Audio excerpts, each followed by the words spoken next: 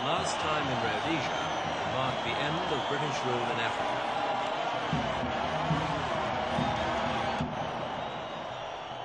In its place, the new Zimbabwean flag rises as the 50th independent nation of Africa is born.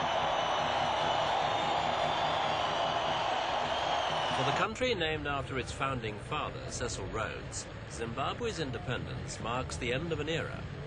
The pioneers who followed Rhodes here nearly a century ago were lured with promises of gold and land. Their dream was to turn this part of Africa into a Little England. They named their streets after royalty, but their attachment to their homeland created problems as well. Unkind critics called them the lost white tribe of Africa and called their country the sanctuary of the second rate. Many of the settlers worked hard to earn their place in the sun and a life undreamt of back home. But the writing was on the wall, though most pretended not to see it.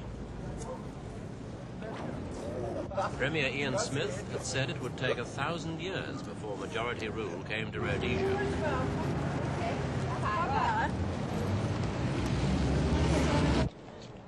In a country where whites are outnumbered 25 to 1, Ian Smith's illegal UDI rule was doomed from the start. And yet for 15 years, despite world sanctions and a brutal guerrilla war, Rhodesia's whites desperately held on, reluctant to yield all that they had striven for.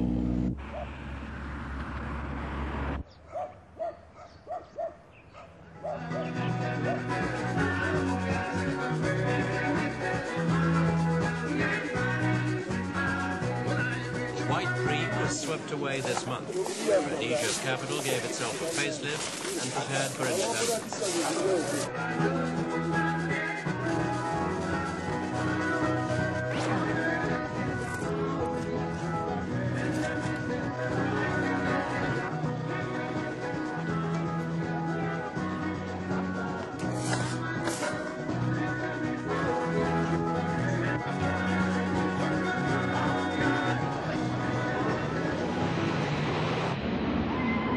Fly-past by the Rhodesian Air Force marked the momentous occasion.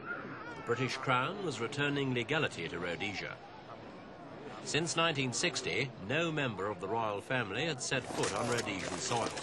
Now the Prince of Wales came to represent the Queen. Your Royal Highness of England. The mood was jovial as the Minister of Finance was introduced as the Minister without Finance.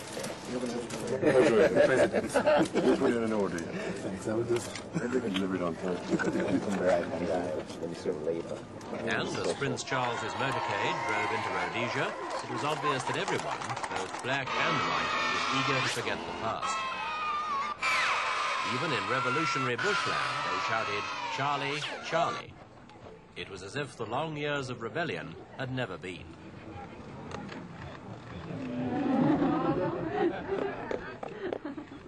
Representatives from more than 100 nations arrived to attend the independence celebrations, but there were also the inevitable absentees. Among them, Ian Smith. He was away lecturing in South Africa. South Africa, which had tried to persuade Mr. Smith to agree to majority rule, was unsurprisingly omitted from Mr. Mugabe's guest list. Notable omissions, too, were East Germany, Poland, Czechoslovakia, Hungary and Vietnam. All had been keen supporters of Joshua Nkomo and his Zipra forces. As such, the omissions were seen as a personal snub to Mr. Nkomo and cast the only shadow on an otherwise jubilant occasion.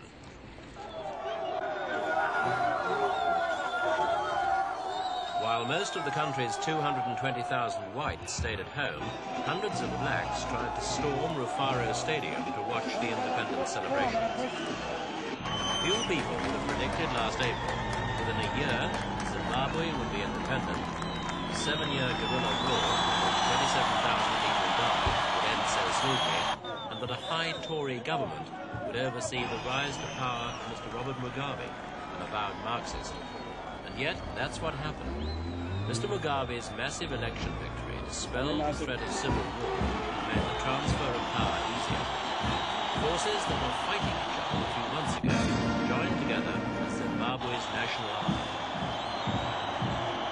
I, Hector Norman MacDonald, Chief Justice of Zimbabwe, Chief Justice MacDonald, a die-hard UDI man, called upon the Reverend Canaan Banana, a veteran nationalist campaigner and former detainee of Mr. Smith, to be President of the new republic.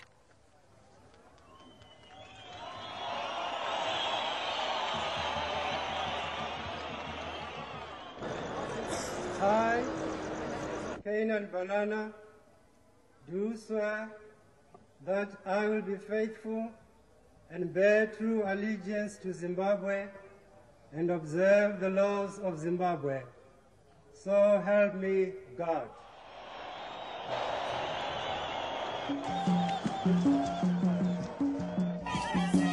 The climax of the historic celebrations was the handing over to President Banana of the legal documents which finally disengaged Britain from all colonial responsibility in Zimbabwe.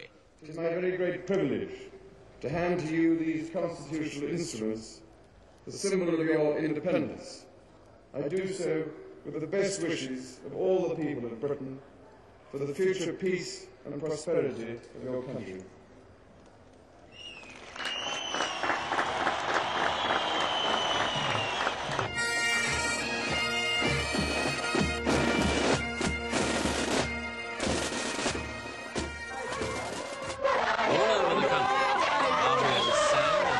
Through the night.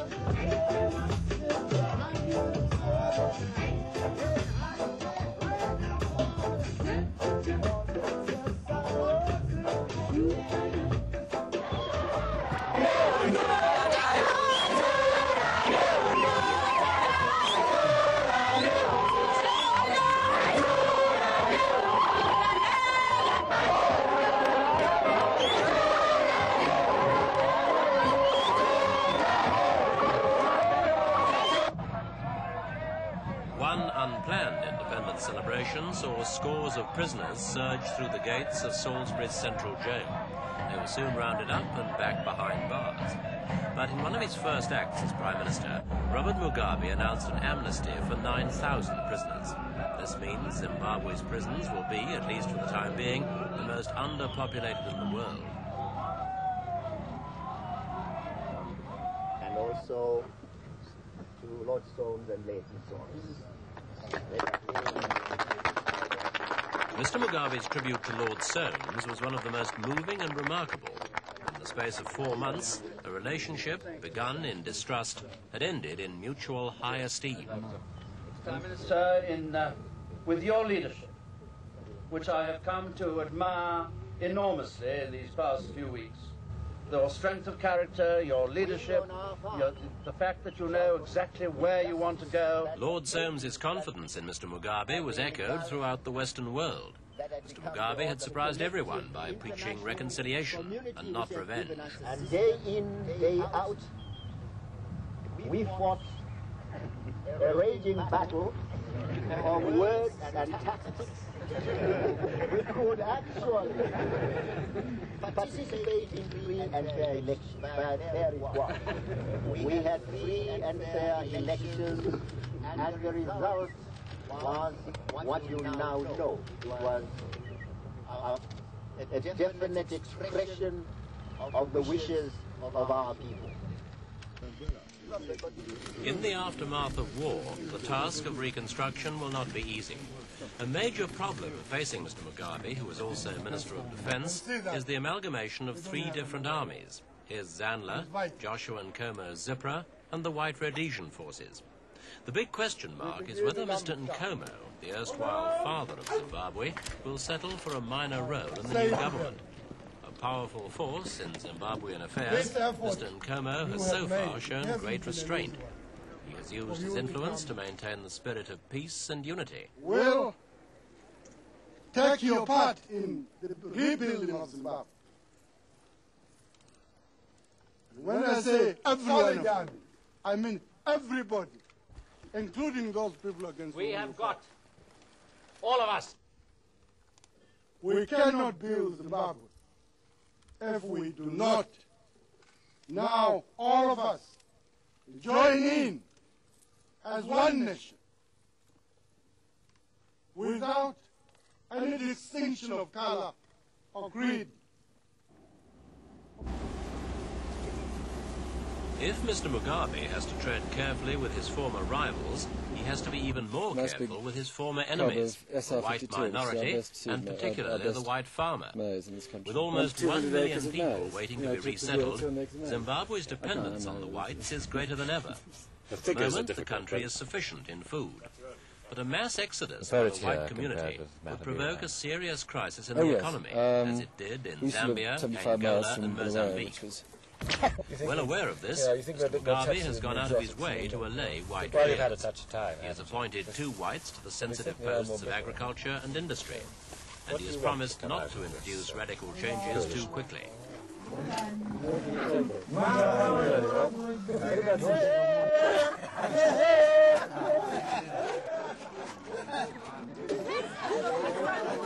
The question is, can Mr. Mugabe keep the whites happy and at the same time satisfy the growing aspirations of all those who fought in the liberation struggle? Right now, Zimbabwe is as fragile a nation as ever set out on the hard road from independence. It needs time, it needs friends, and even its staunchest supporters will admit just a little bit of luck.